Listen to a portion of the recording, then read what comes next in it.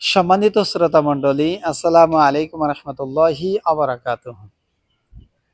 আল্লাহ রসুল সাল্লাল্লাহু আলাইহি ওয়াসাল্লামের নিকট একদিন এক সাহাবী এসে বললেন, ইয়া রাসূলুল্লাহ, আল্লাহ রাব্বুল আলামিনের নিকট সবচেয়ে প্রিয় এবং পছন্দসই ইবাদত কোনটি?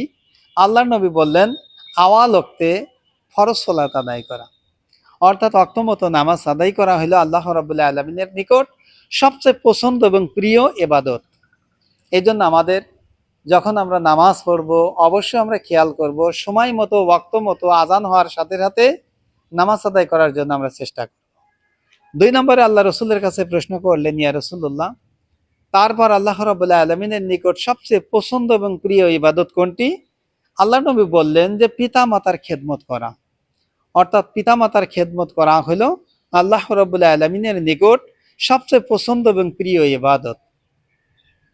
কেননা আল্লাহ রাব্বুল আলামিন তিনি বলেন, ওয়া'বুদুল্লাহ ওয়া লা তুশরিকু বিহি শাইআন ওয়া বিল ওয়ালিদাইনি ইহসান।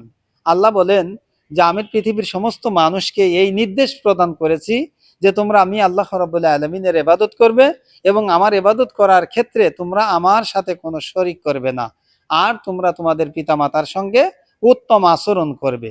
সুতরাং আল্লাহর ইবাদত করার পরেই হলো পিতামাতার খেদমত করতে আল্লাহ রাব্বুল আলামিন নির্দেশ প্রদান করেছেন। আল্লাহর নবী আরও বলেন যে তোমার পিতামাতা হইলে তোমার জন্য জান্নাত এবং তোমার পিতামাতা হইলে তোমার জন্য জাহান্নাম। সুতরাং যে ব্যক্তি পিতামাতাকে জীবিত পেল এবং ওই সন্তান পিতামাতার খেদমত করে পিতামাতার মুখে হাসি ফোটানো মানেই সে আল্লাহর জান্নাত ক্রয় করে নিল। সুবহানাল্লাহ। এই জন্য আল্লাহর কাছে 2 নম্বরে যে সবচেয়ে প্রিয় যে ইবাদত এবং পছন্দ সেই ইবাদত, সেই ইবাদতটি হলো পিতামাতার বেশি বেশি খেদমত করতে হবে। 3 নম্বরে ওই সাহাবী আবার জিজ্ঞেস করলেন, ইয়া রাসূলুল্লাহ, তারপর আল্লাহ রাব্বুল আলামিনের নিকট সবচেয়ে পছন্দ এবং প্রিয় ইবাদত কোনটি?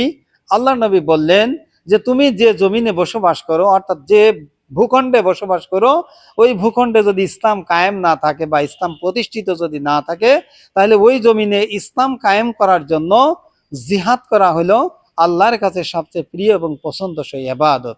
সম্মানিত ভাইরা আমার, তা আমাদের এই বাংলার জমিনে, বাংলাদেশে আজকে ইসলাম কায়েম নাই, আল্লাহর এই জমিনে আল্লাহর দিন কায়েম নাই, মানব রচিত শয়তানি মতবাদ দিয়ে রাষ্ট্র সমাজ পরিচালিত।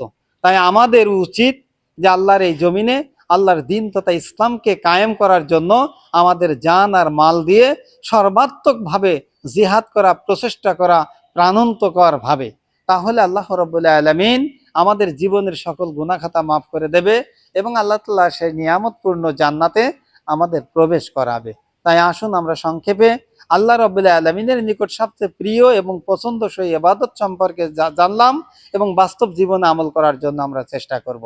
1 নম্বর আমল হলো ওয়াক্ত মতো আওয়াল ওক্তে সালাত আদায় করা, 2 নম্বরে পিতামাতার বেশি বেশি খেদমত করা, 3 নম্বরে আল্লাহর জমিনে দিন কায়েম করার জন্য জান আর মাল দিয়ে জিহাদ করা, প্রচেষ্টা করা।